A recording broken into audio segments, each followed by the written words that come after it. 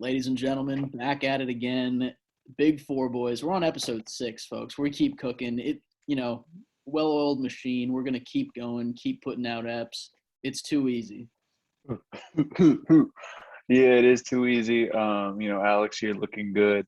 Me and my PJs, but hey, we're not going to stop. PJs or not, Yeah. At I'll least do we this got naked. pants on, but yeah. Oh, nah, wearing underwear and proud. And, maybe next episode I'll be shirtless. But whatever it is, you guys can't stop me from not doing this episode.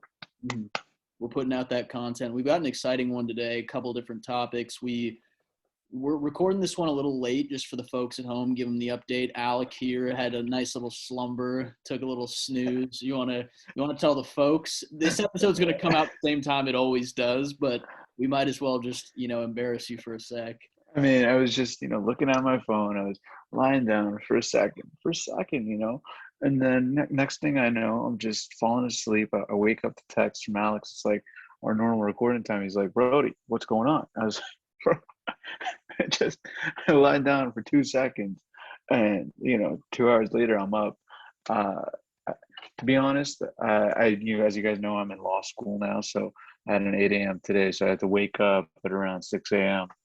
and I slept at 12 a.m. So normally, I know a lot of people they could operate on 6 hours of sleep, but I need my 8 hours. I need my beauty sleep. As you guys could see, I'm not fully there right now. Normally, I'm around the 9. Today, I'm probably around an 8 out of 10. So gotta fix that up, get some sleep tonight, and hopefully get back to that 9. Yeah, dude, I'm not jealous of the 8 a.m.s. I've still been the guy during this COVID thing where I'm rolling out of bed right before I need to log on to work. So it's like Dude. 8:45, I'll just kind of roll out and be like, all right, let's log in, see if I've got any email, um, you know, check YouTube, have a good time. That's the best, man. That was me. I mean, I don't know. Like, I think they asked us beginning of the year. They're like, "Hey, do you guys want to do this remote, or do you guys want to come in person?" And I was like, "Remote, remote, remote, remote." But apparently, that was the only one in. Everyone else wanted to show up. And I'm like, "You guys want to wake up at 6 a.m. to get to an 8 a.m.?"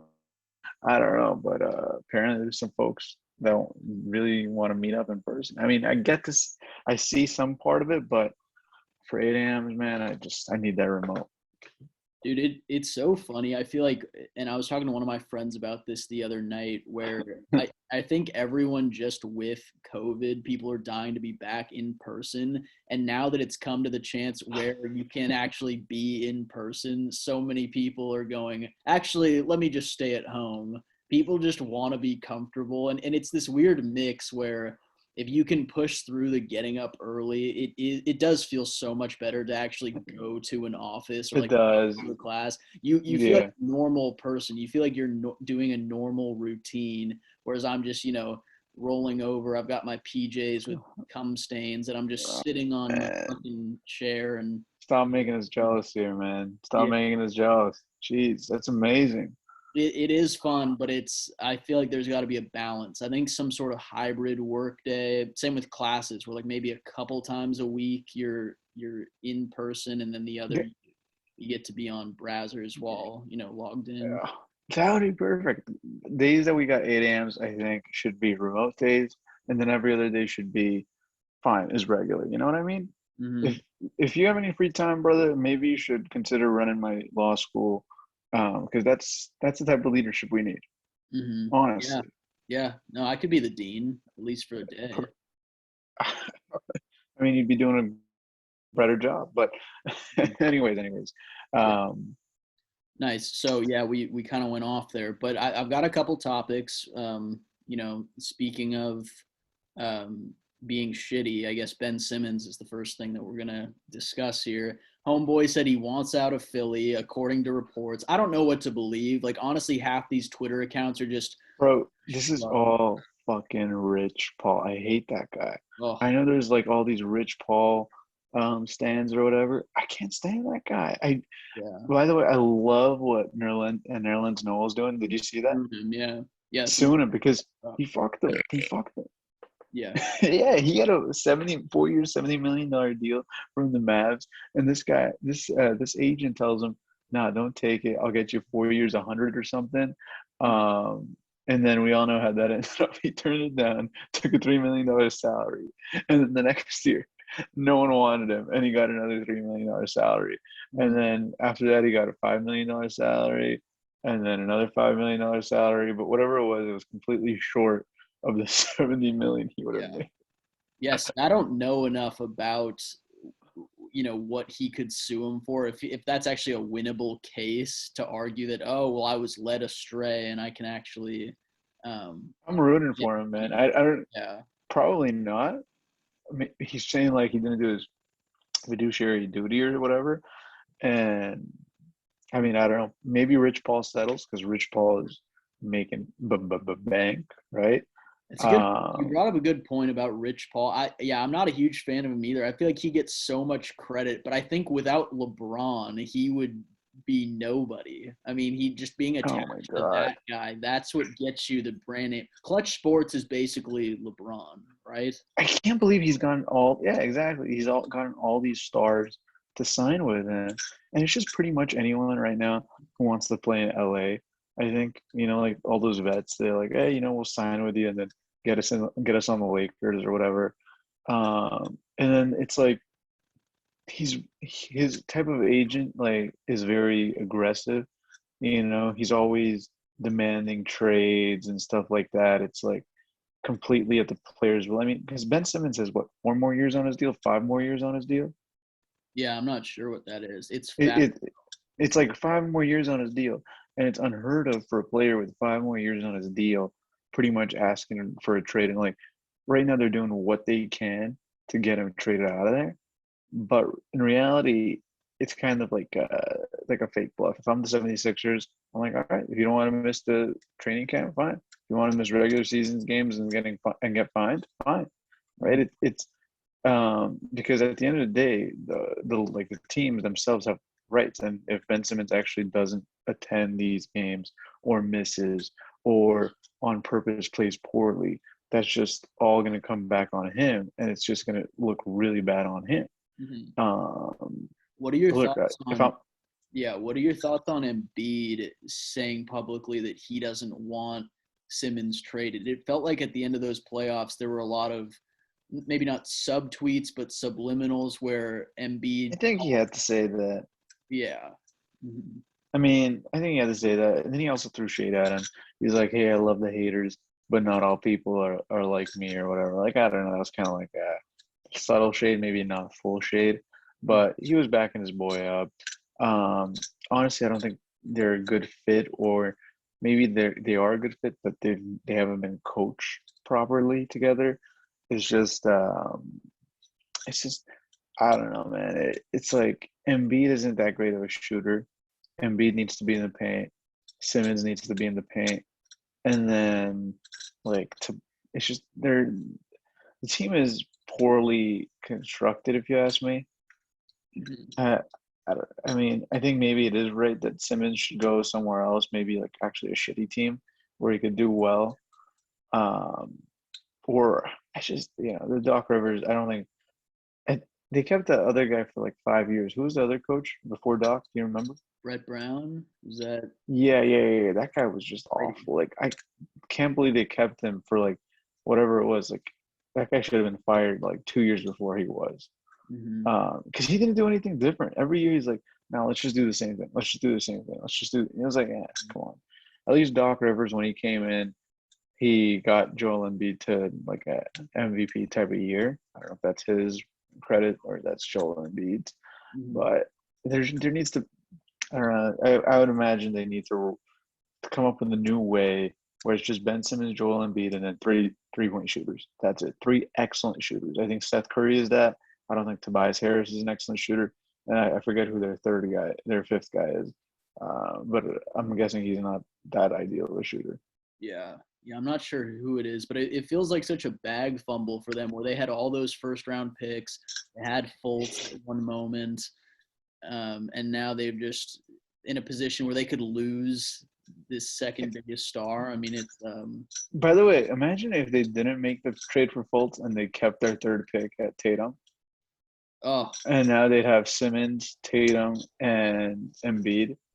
Yeah. No, that's like, I mean, can anyone give the Sam Hinkie guy his credit? Trust the process, because that guy, like, I don't care what anyone says, but you can't, like, he if they don't botch the draft like 3 different times, they botched it on Noah, they botched it on Michael Carter Williams, they botched it on fucking Fultz. Then like they pick like yeah, each of those times like someone who's actually like usable and not completely bustable. I don't know, man. That's a chip. Yeah, that's That's usually like one of the best. That's like one of the it's best hard teams to ever do. constructed. Yeah. Yeah, But dude. but but let me ask you, what do you want with this whole? Do you want Simmons to stay or do you want him to leave? I think it'd be juicy for him to leave. I don't know. It is funny watching the Philly fans implode where they're like, yeah, get him the hell out of here. And then when Simmons goes, I want out of here, they're like, wait, what the fuck? Fuck Like, you. Yeah. dude. Yeah. They're like, fuck this guy. It would be fun to have him stay just for the drama of it. Like maybe he'd get booed first game back. I don't know. It's just like the word. Like he has no. He has no leverage. He has a 5-year deal, literally. It's like, bro, it's like maybe if you had like 2 years or like 3 years in the league, but like you have like a 5-year new deal that just started. Like you have no leverage. Yeah. I Uh, like I I hope the 76ers don't give in to Rich Paul, and I hope they give him like, just like, we're not gonna be bullied into this. right. But we'll see. We'll see what happens. Yeah. Would you like him on Portland? Yeah, I mean, I wouldn't mind. I've mentioned this on previous episodes. Yeah. I would like a change. I would like something different. We've talked about blowing up the whole Dame CJ thing. CJ's winery isn't great, and he's CJ's Pods, our direct competitor, by the way. yeah, he's a competitor of us. So get him the hell out of PDX, and yeah, throw him to the East Coast.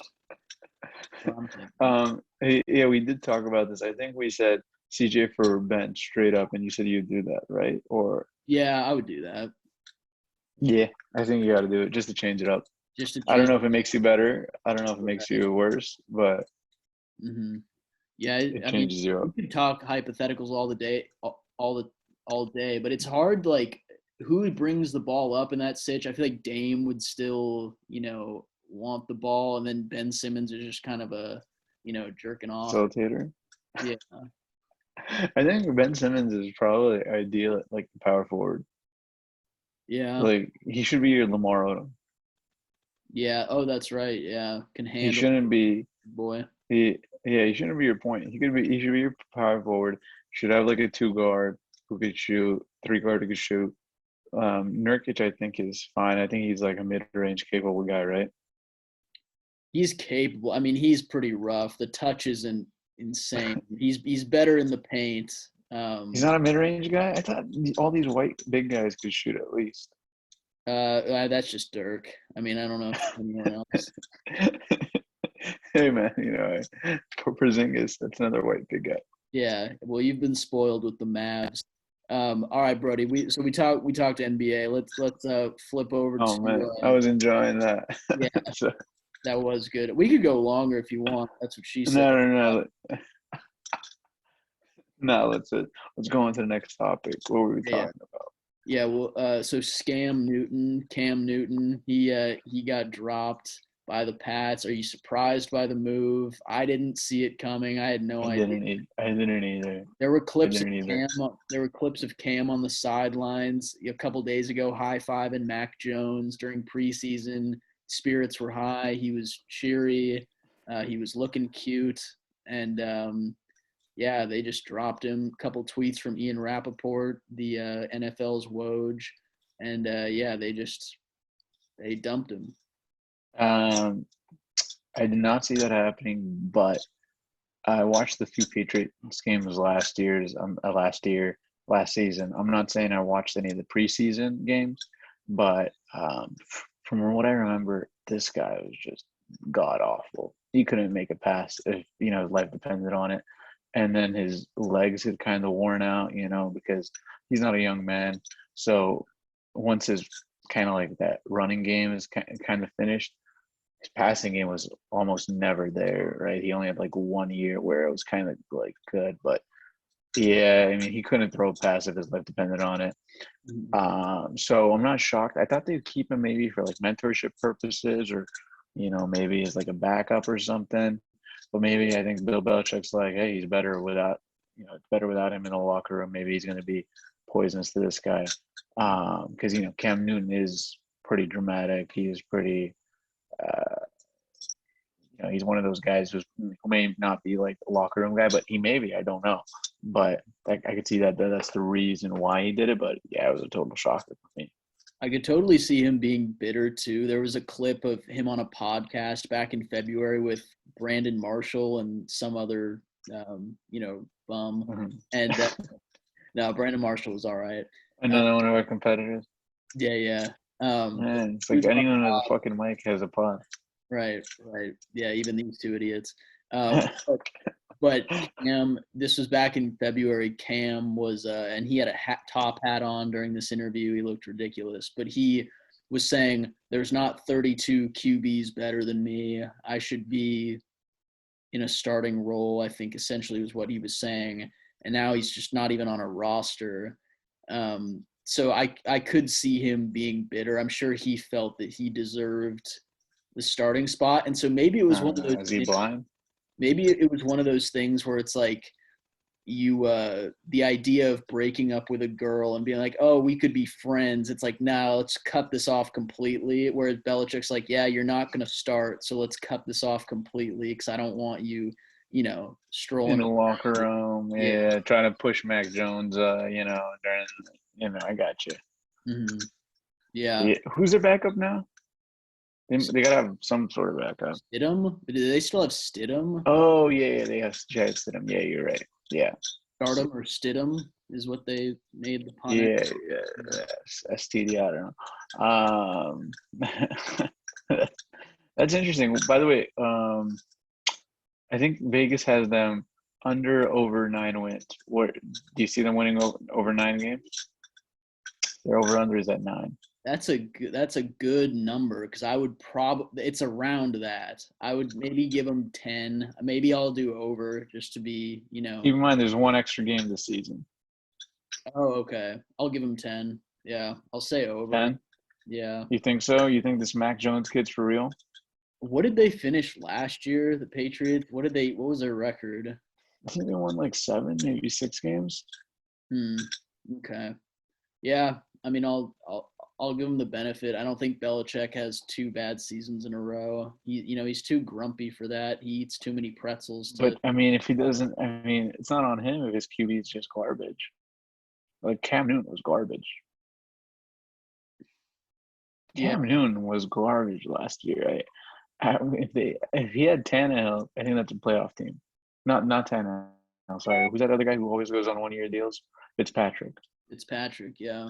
If they had Brady, they'd win the Super Bowl. But yeah, I mean, it's God, the QB is just so goddamn important. They're basically the coach. Yeah, We learned that last year, and we could rant about freaking TB12 versus Belichick all day.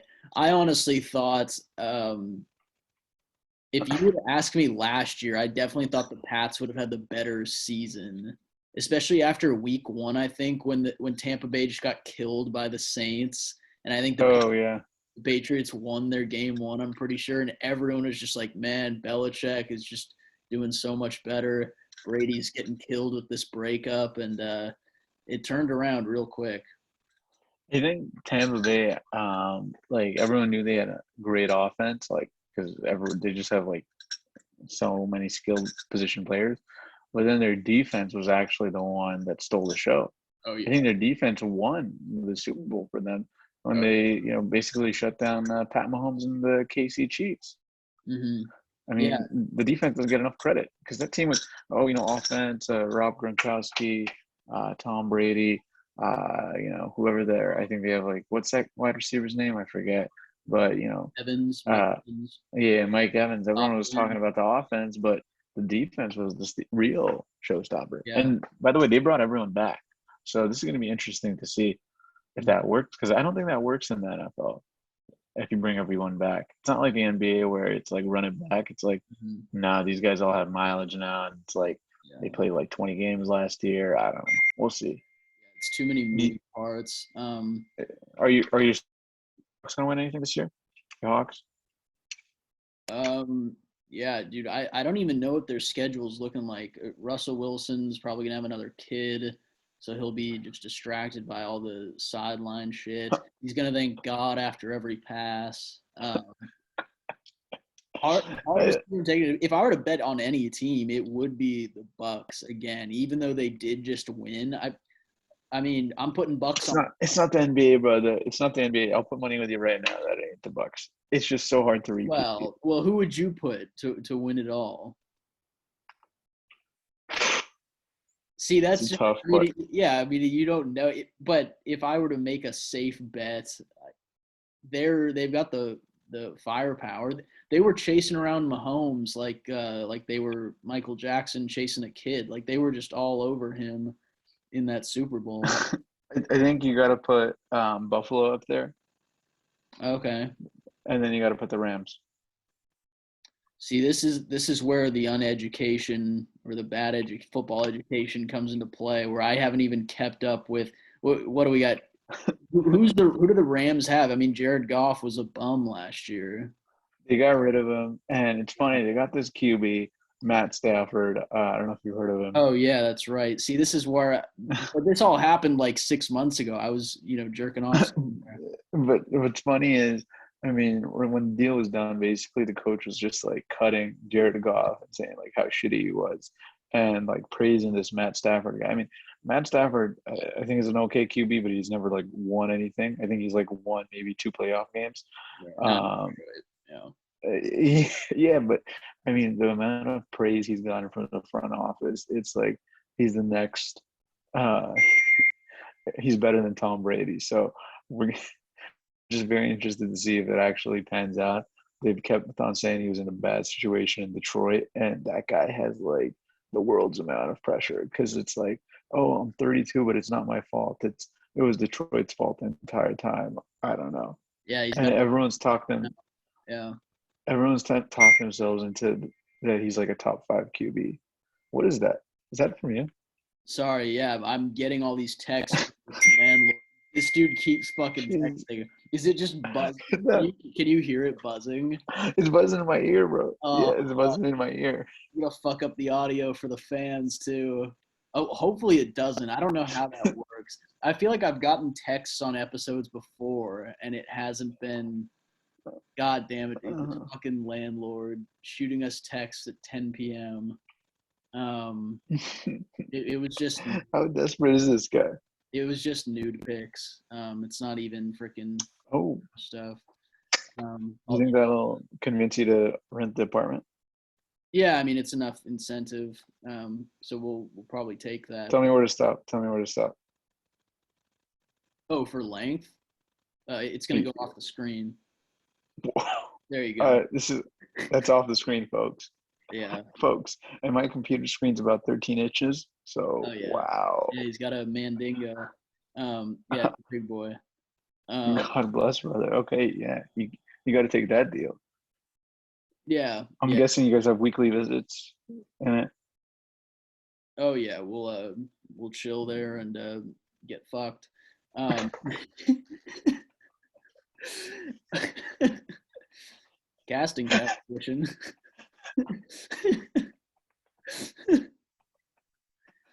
Yeah, at uh, least, yeah, you guys got to hammer that out before you before you move in. You don't want it to be awkward. yeah, So maybe set it up once a week, maybe twice a week. I don't know how you guys like it. yeah.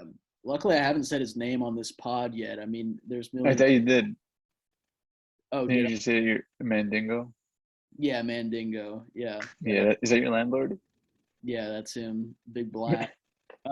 Dude. All right, so let's. All right, we've been talking NBA, NFL. The NBA discussion was fun. We can maybe go back to that after we cover the main topic that the folks are here for. We've got all these accounting students. All three of the subs are big four guys.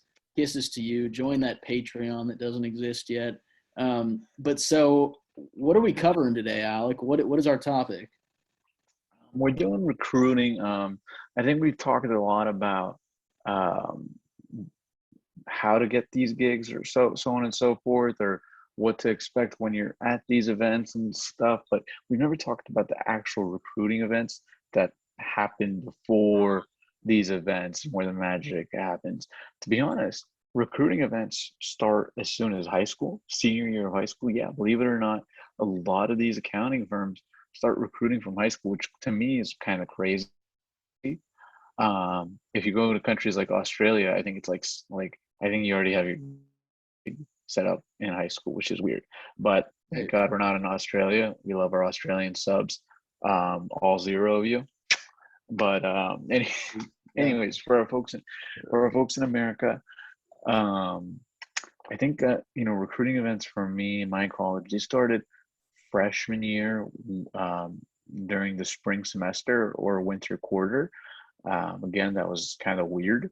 And I didn't know what accounting was. I just took my first accounting class, and my professor told us, hey, sign up for this thing with one of the big four. I think I signed up for Deloitte's Freshman Accounting Leadership Conference. Um, so what that was pretty much my first glimpse into this whole accounting world. Before that, I didn't even know what the hell the big four was. I didn't even know what accountants were supposed to do. I thought accountants only did tax. And then, to be honest, I didn't even know what audit was. I knew the IRS did it, but I didn't know why corporations had to do it. Um, so I pretty much, I think I applied for it. I didn't have to write anything. I just put my name, my GPA, and all that, and I think I was automatically accepted. And what that was they invited you to their Deloitte office on a Friday afternoon, and you got to just tour the office, speak to some professionals, had a nice lunch. They did some team building activities. They gave you a lot of swag, and then they just sent you home. Yeah. Uh, and that was my first glimpse at it. And I was like, whoa, wow, this is so cool. They showed us like the coolest place in the office. They gave us all this cool free stuff. And I was like, whoa, free stuff. Because as a freshman, you're not used to all that cool free stuff, I like my Deloitte t-shirt or whatever. Yeah. But like, I mean, And like we touched go on, sorry to cut you off, but it's like we touched on before with Big Four. It's one of the very few professions where they come to you in college. They're actually showing up on campus. You don't have to do any of the legwork. They're there to suck you off. And they're like, we've got these gifts. We've got cups, condoms. We've got coats that you can wear with PWC on the lettering. And so they're there to suck you in. I think for me, it was a similar case where in high school, I had no clue what the hell accounting was. There were certain people where I went to school in Oregon, there were certain high schools that taught accounting as like a business elective in high school. And it was all just Asians that took it. But anyways, so, no racism intended. no racism. It's just facts, folks. Yeah. Not racist. Well, exactly. Continue. Stereotypes are true for a reason. All right. And so I was kind of the same boat. Like I didn't know what I didn't know what accounting was until like spring term of freshman year. And for me, it was all like word of mouth, getting to know certain people. It was, I don't know if I said this in the first episode, but the reason I got introduced into accounting was I was taking the intro classes of accounting that you have to take to get into the business school. And then my big brother in my fraternity was just declaring his accounting major when I was joining the frat and, getting hazed. And so he said, yeah, I think you should do it. There's good job opportunity there. And I was like, well, Cole, I don't know what the fuck this is. And so I had to look into it a bit more. For me, it started with, it was a thing where I joined Beta Alpha Psi, which is the accounting fraternity where. Wait, you were in that? Well, I joined it. I wasn't even a member. I just showed up to the meetings, and for the hazing, they put a paddle up your ass with a calculator. And then they kind of walk you through what you need to know as far as recruiting events. I remember I learned about the whole Big Four cycle, a freshman year Meet the Firms event, which, folks, we'll get into Meet the Firms in a second because I feel like that's nationwide. That's a nationwide thing. It might be something different, like Meet the No, my school had that too. Yeah, go on. Sure. Meet the Firms, Meet the Slammer or whatever it is.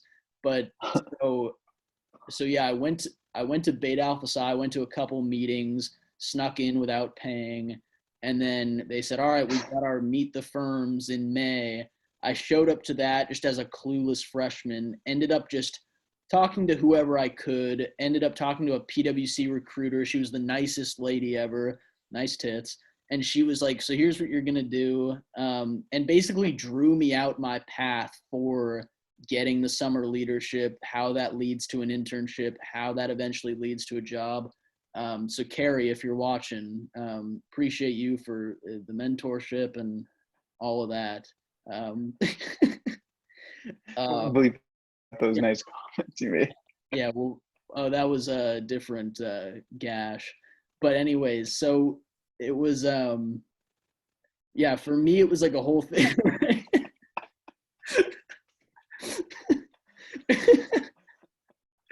uh,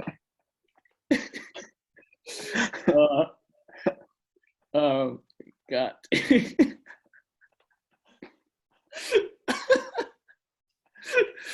uh, the, the folks love it. The folks love it. Fucking talking liability. Oh man, God damn, Liability here, man. I'm crying right now. Sorry for the air there, folks. We couldn't get a word in. I was laughing too hard. Time flies when you're having fun discussing accounting and the Big Four. Uh, but so yeah, like I mentioned, it was something where I just followed a friend's word of advice, and I showed up Beta Alpha Psi. From there, did meet the firms, and that's kind of how I learned it. Maybe Alec, we're kind of off the rails here. Maybe we discuss meet the firms and what was that experience like for you? When did you first go? I When did think I went to meet the firms first time maybe sophomore year. I don't know. I was always very cheap because at my school they charged me like $10 to go or something like that. oh really? Uh, yeah, I know. It was like, oh my God, I have a story about there was a club who held it. It was like the Student Accounting Society, and these guys had so much freaking money. I think like every year they would, because like all the donations and stuff, they'd rake in like over 5, 10K. And I think they were like a student org. So at UCLA, if you're a student org, the money has to be spent or it has to go to like back to UCLA. I don't know. Or there's like some sort of policy. Anyways, not to go too far off the track, this organization set up a retreat for themselves to Hawaii, all expenses paid, hotel, flights, food, you know, like like whatever, the surfing lessons, all that stuff, all the time of the club. And I was like, and I found out about this while I was working at the Big Four, and I couldn't freaking believe it. It was like the biggest scandal to me. But if there's a student accounting society at your school, I'd recommend you join it because apparently they make a lot of money. Um, so, anyways, I didn't go until my sophomore year, and I went by myself. And as a piece of recommendation to all our young kids watching this, freshmen and sophomores, I don't know if I'd recommend going to these recruiting events by yourself. They're you kind of want to rely on someone else there. You want a buddy there just in case you're not talking to someone or you're waiting in line. It's always good to have a buddy system for for him or her to push you to go ahead and talk to someone, you know what I mean? Or to tell you to check out somewhere else or to wait in line for you somewhere while you're waiting in line for them. And then you guys could maybe call each other, whichever one moves faster. So I definitely recommend the buddy system. I went by myself, so I didn't know what to expect. I didn't know anything. Um, and I think I ended up speaking to like maybe one or two people.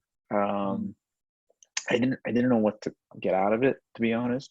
I don't know if I think my first event I was like, actually my first event I do remember. I didn't care to speak to anyone. I just wanted as much free stuff as I could to make out for my $10. Yeah. So I went to every booth and I got like one of those bullshit bags, a bullshit cup, uh, whatever it was, because I was like, hey, I'm down $10, so I gotta make this up. Hey, that's the account in me. So I think that was my first meet the firms. And then I know this isn't the story you guys want to hear, but how I got my SLP interview was I just sent my resume. I don't think anyone recognized me, and because my GPA was good enough, they called me back for an interview. So meet the firms isn't really a necessary thing.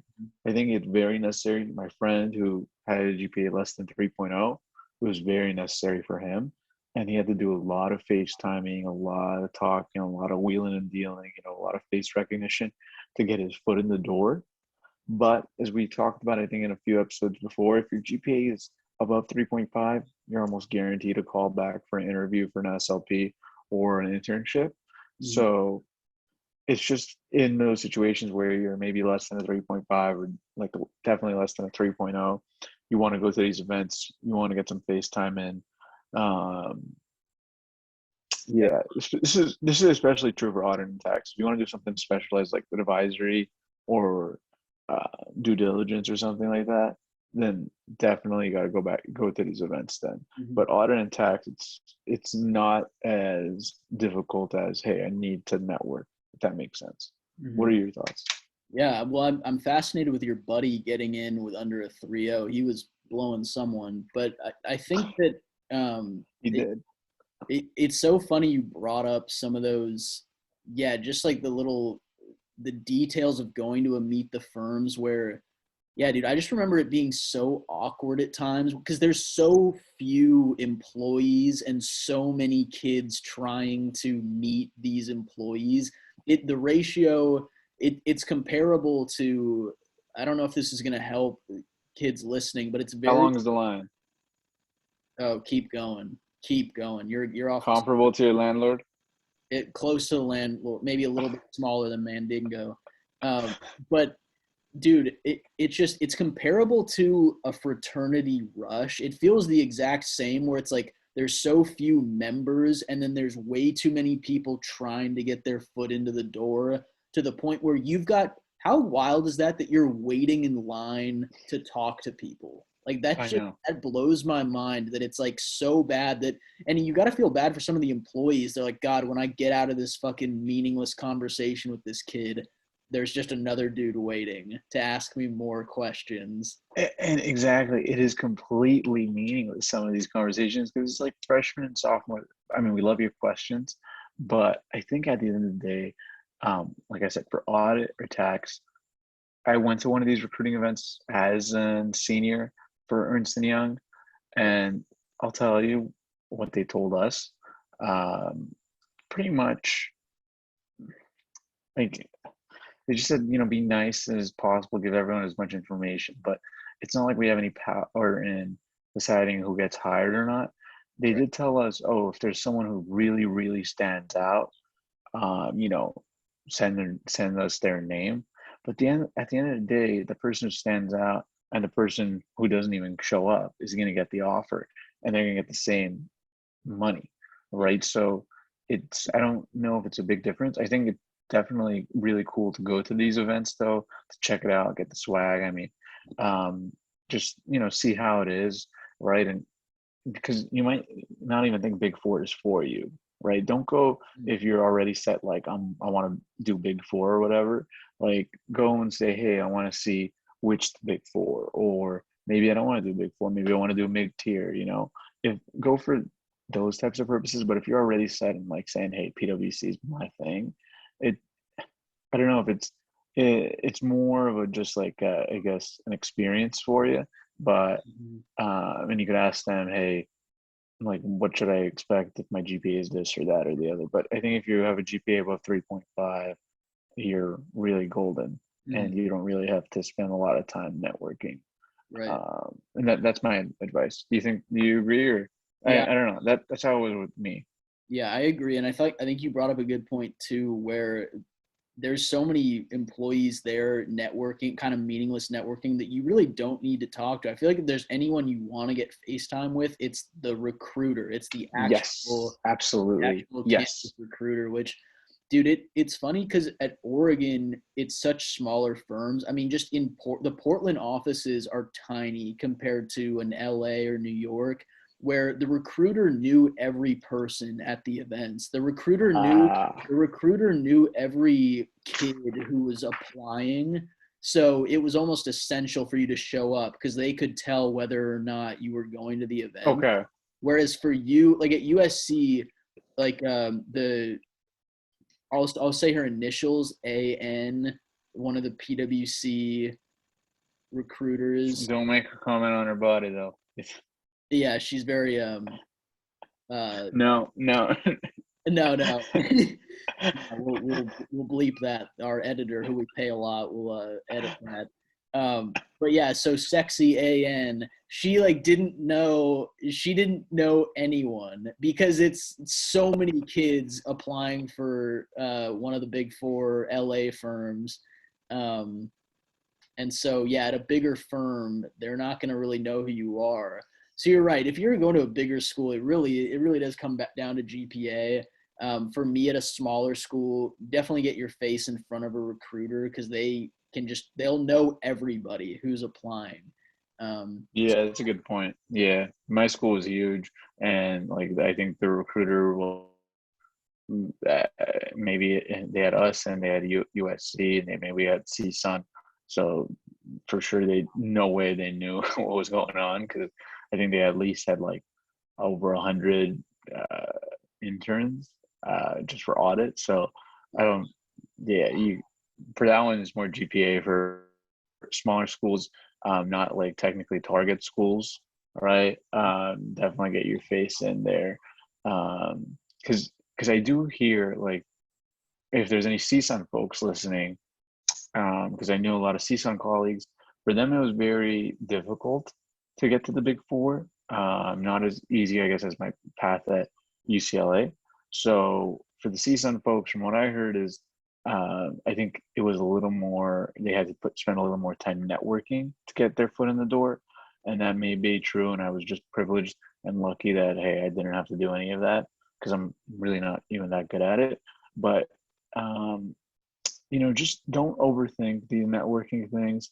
I know you're always thinking to yourself, "Oh, I don't want to make an ass out of myself," or this or that and the other. Well, I gotta tell you, people forget. I mean, it's like no one really cares. They just want to. What you gotta find out about people is they're very selfish. So people are always trying to focus and spend time on trying not to make an ass out of themselves, right? And they don't really care about when you don't make an ass out of yourself, or when they do, they'll forget about it in like a week or two. I mean, I've been to enough of these recruiting events, and I remember some people were like, just didn't get it. They came in like shorts, or they like asked like, "Hey, what's my salary?" to some of these guys. And, like it was all like just questions you would never ask her, right? It's just common sense. Um, and I mean, some of them got, and most of them got offers. I mean, uh, but and I don't remember exactly who did what. And that's the point. So don't overthink it. Networking is easy. You're just gonna go shake some hands. I don't know how it is in a post-COVID world. Maybe bump some fists. Ask them some thoughtful questions. Make a list before you go to the event. Say, hey, what do you think? How do you like the culture? Maybe how do you like the work-life balance? Do you recommend audit or tax? Stuff like that.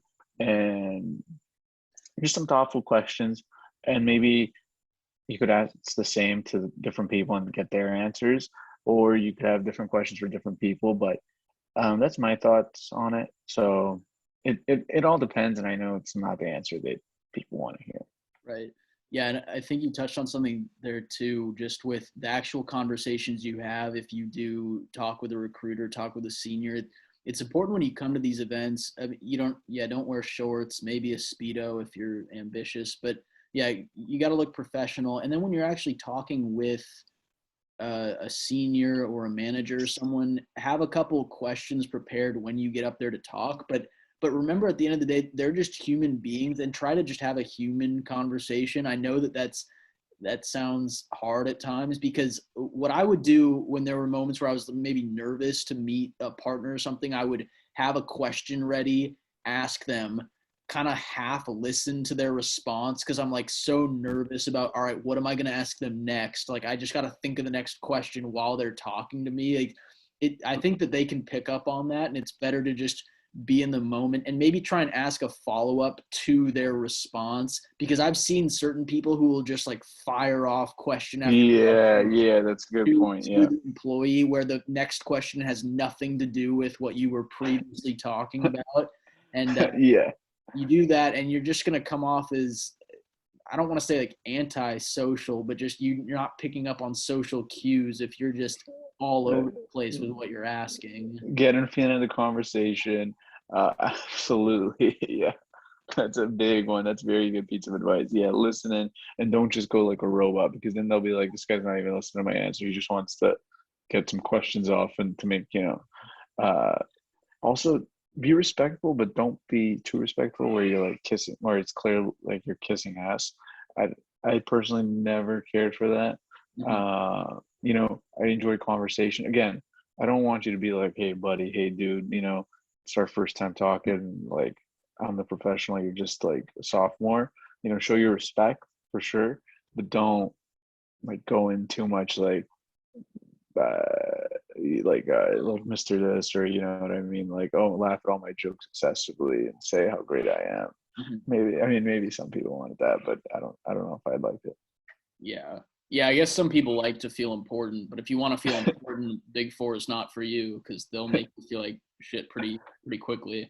Yeah, Yeah. dude, totally. Yeah, and you can tell when someone's milking that, when someone's just like, "Oh, Alec, like, man, tell me more, sexy," or whatever they say, and yeah, you can pick up on that right away when they're rubbing your leg. Um, Yeah, dude. It's Well, we do have are a you back?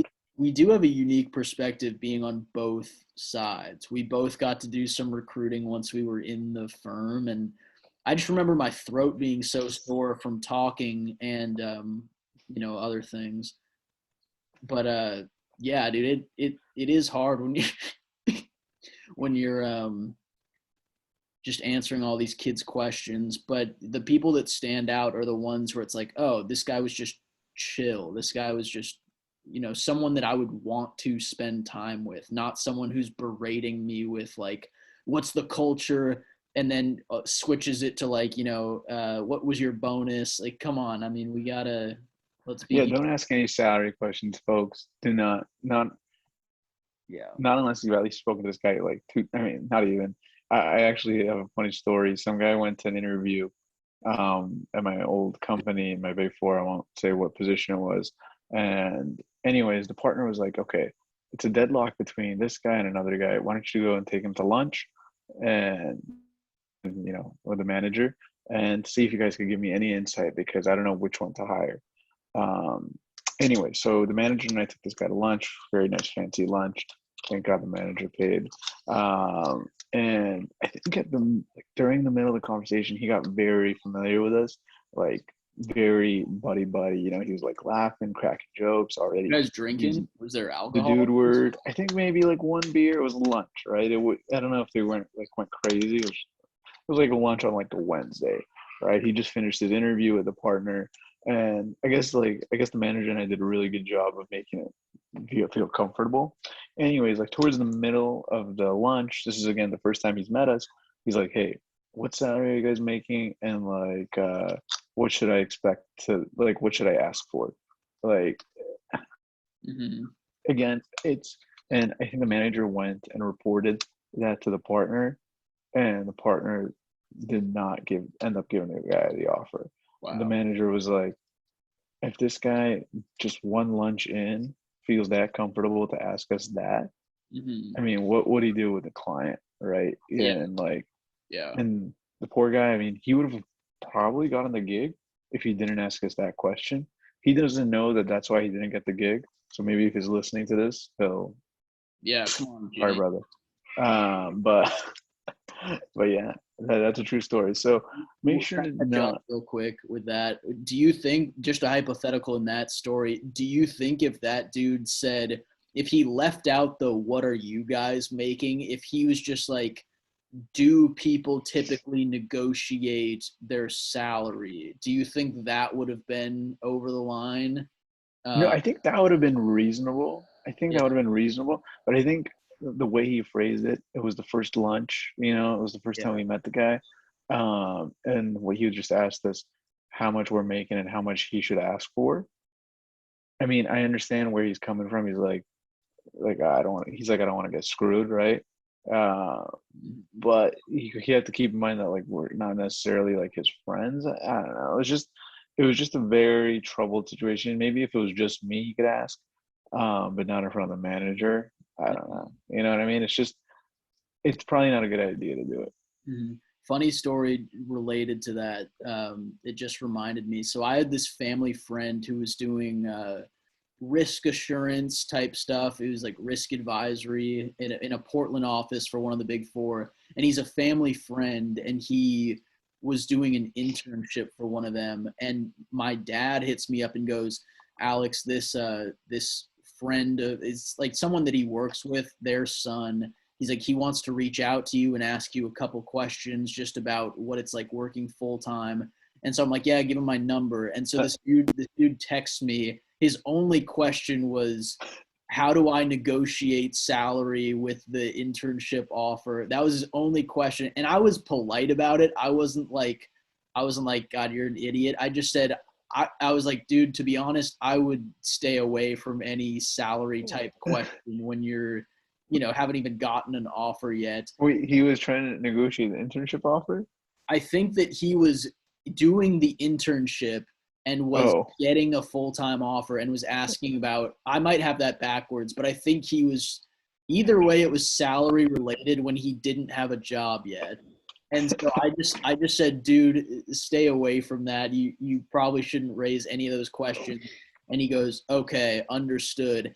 And then maybe 4 months later, after he had gotten a job, my dad told me, oh, yeah, he doesn't work there anymore. So something must have happened. I don't have any update because I don't even know the kid. It was just a family friend that texted me.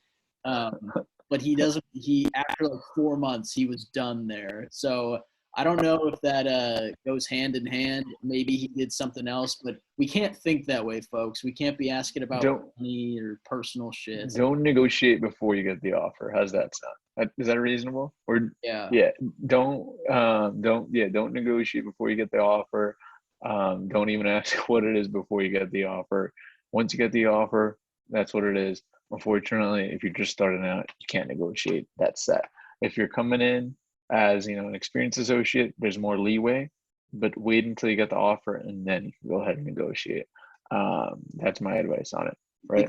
It's funny too because when people who choose accounting, I feel like most people, even though you don't make a ton for how much you work, most people are eventually in it for the money. And I think everyone does it because they're thinking, well, one day I could be making big bucks. But that 700K. Yeah, but that's sort of an undertone. And if you voice that publicly, it's one of those things that is understood, but it can't be said out loud. Otherwise, people go, oh, this guy's just in it for the money. We all are. We're all trying to get paid. We all want a good salary. Just don't say it out loud. Yeah, you just can't say it out loud. And so that might be annoying to some people. But, if a lady's got nice cans, you can't just say that to her face if you don't know her. So, yeah. Um, I beg to disagree. I disagree with you with that on it, Alex. But anyways, that brings up a good conclusion for our recruiting events. Yes. It's funny. It started with you talking about someone's cans, and it ended with you talking about someone's cans. So Yeah. at least we got the circular reference right. Yeah, circular reference. That Yeah. Excel pun there. Dude, yeah, we'll name this episode Big Nips or something. Just get a little clickbait. We'll put cleavage in the thumbnail. Dude, so okay. last couple things here. We're almost at the hour, I think. I forget when exactly we started. I never timed this shit. I think we got 6 minutes for an hour. Okay, because I'm a bad producer. But the other stuff that I have for us, we could go circle back to NBA if we want, or if you've got any sort of law school update. I don't know how this professor's doing, the guy who cold calls. I've also update. Yeah. Update on that. Yeah, update on that. Someone lost 10% of their grade. It was pretty brutal. Oh shit! First kid got it. It was pretty bad, and oh my god, this girl is on the verge of tears. It's just very bad. It is and like he just called on her, and it was um and she just, like I said, she just didn't know what it was, and she was like a deer in the headlights. It's like, can you repeat the question? And then he was nice about it. He's like, the question's on the board. And then she just tried to buy her some time, self time. She kept repeating the question, Hmm. but she just didn't know the answer. And yeah, I mean, I spoke to her afterwards, and she was like, she's like, I fucked up, and I think she's like, she went ham the next class. But I mean, at this point, I don't know why it matters because she already lost the 10%. But Hmm. Well, I God guess bless I her. don't want to lose another 10, but No, you can't. I think once you lose the 10, you're done. So oh, it okay. feels. I think that'd be like a cool thing. Like, hey, at least now the rest of the semester, I don't have to worry, right? It would That's kind of suck if it's like the class right before like semester ends. Then it's like you put in all this work the entire year, and you're like, yeah, right. Yeah. yeah, It's kind of like herpes. You'd rather just get it early on because then you never have to exactly, worry about it. Wow. exactly. Damn, dude. Well, God, that sucks for her. So I thought you said, so yeah, I mean, we talked about it last week, folks, but the professor was somewhat generous where people could BS their way out of, Yes. and she just wasn't able to do that. She just didn't So know well enough. I'll tell you this: there was this guy who got called on, and he had no idea what the question was, pretty much. Like, and he BS himself out of it.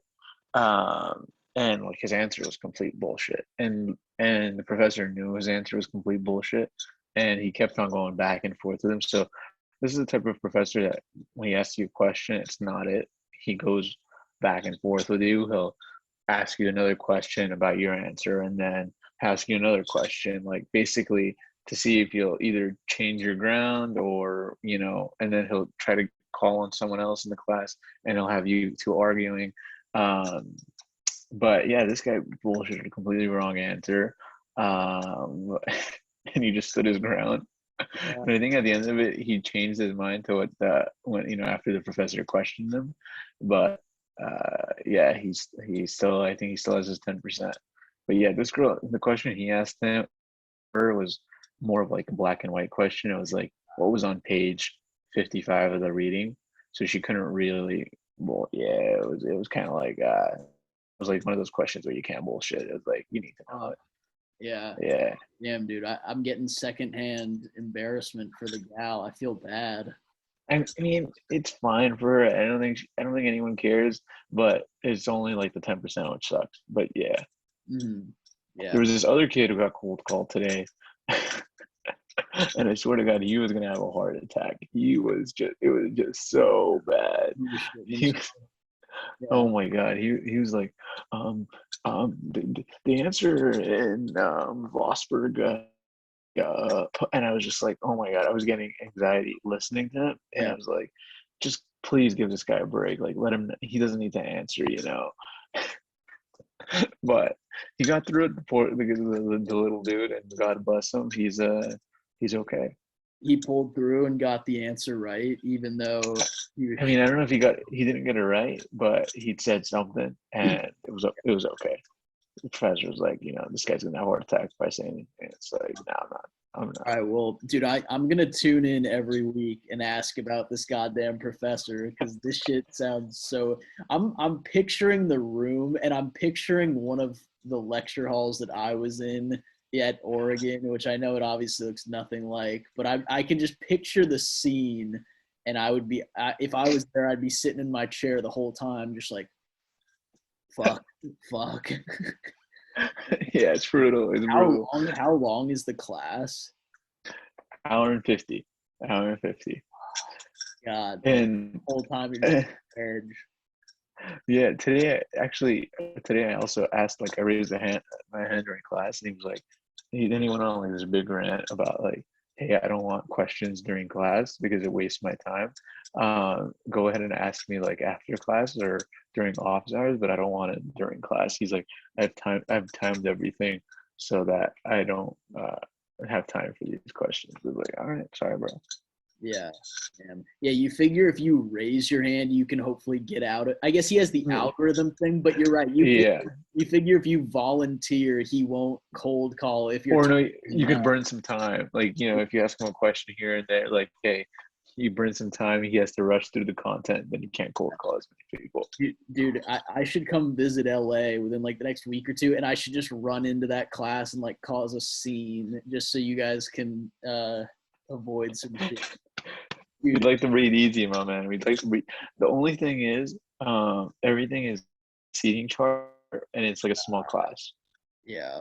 Hmm. It's everything's a seating chart. Everyone has like a name tag. He makes everyone like put a name tag in front of them. Yeah. And yeah, yeah, it's a small class. It's like 70 heads. I think I said this last week, but just you describing it makes me not miss school at all. I miss other parts. I miss like being on campus, you hang out with people, you get laid. But yeah, dude, you just being in a classroom and having that cold call shit. Dude, okay. Thanks for, Yeah, your turn. yeah. Well, so I was gonna talk about apartment shit, but I actually wanted to do maybe this new thing we do to wrap up. I know sometimes we'll do maybe a question from Fishbowl. We'll do other shit like that. Maybe we do that next week. But I wanted to give a rec. Maybe we do like recommendations for something we saw. And so one thing I'm recommending, and I'm super late on this, but you've heard of Nelk, right? You've heard of these prank guys on YouTube. NELK. You haven't heard of them. I'm Okay. not on the YouTube, brother. I'm not on this YouTube thing. Bro, so these guys have been doing it forever, and if people are listening, anyone who's listening will probably call us old geezers because these guys have been around for years, and Never heard of them. they've put out hilarious videos for years, and I'm just recently like binging their shit because it's so fucking funny. And I've had my brother told me about them a couple years ago, and I just went, yeah, Tim, eat a dick, and I just wouldn't watch. Um, but dude, just me saying I'd go into your class and cause a scene, it just sparked my memory about some of these videos. There's a video of them in a lecture hall where they're just chugging Coronas, like it's some random class, and they just walk in and start downing them. And I think at one point, the main dude Kyle just gets up, starts yelling in the middle of class, and walks out. They are complete savages, and they're so funny. Dude, we And need that. We need that. Come yeah, into our 8 a.m. and just like start chugging. yeah, they're fucking wild. And one of the reasons I got turned on to them was because one of the main dudes, this guy Kyle, who's a part of Nelk, they started a podcast, and I didn't realize how well known they are, but these are the guests they've had on their podcast so far. They started with Dana White. They got Donald Trump Jr. They got Shaq and then Drewski on one episode, two comedians. And tonight's episode, they got Dennis Rodman. Hey, how are we still in the podcast business? What'd you say?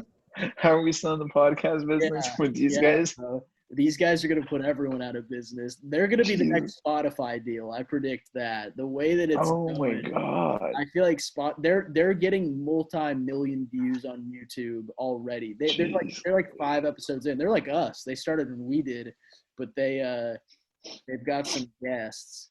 Oh Um, my God. so for the folks listening, go check out Nelk if you're under a rock like us and haven't seen them. But dude, Oh, speaking of Spotify hosts, you hear about Joe Rogan getting COVID? yeah, I did hear about that. Yeah. I don't know why it's such a big deal, but anyways, go ahead.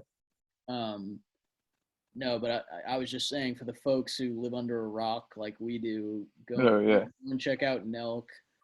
And it's funny, their podcast is what led me to their main channel. They've been doing prank shit for like 6 years.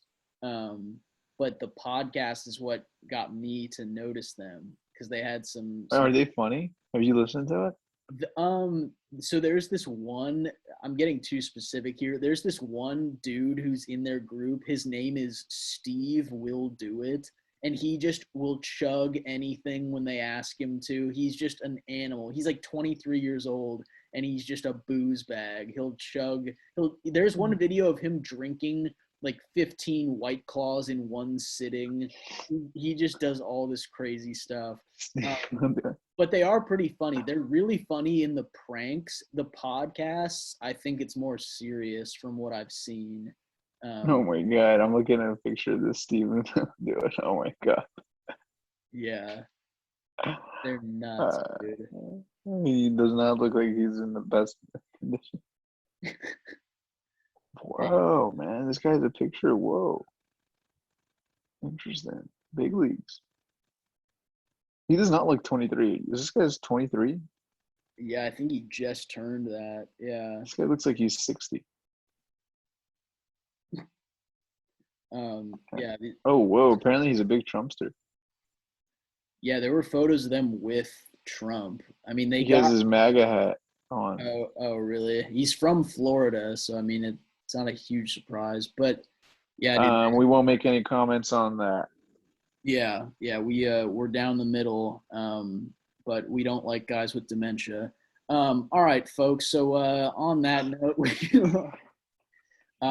so we're naming this episode Big Nips. We appreciate everyone for tuning in. The subscribers on YouTube are going up. I can't see the Spotify numbers, but they're in the millions.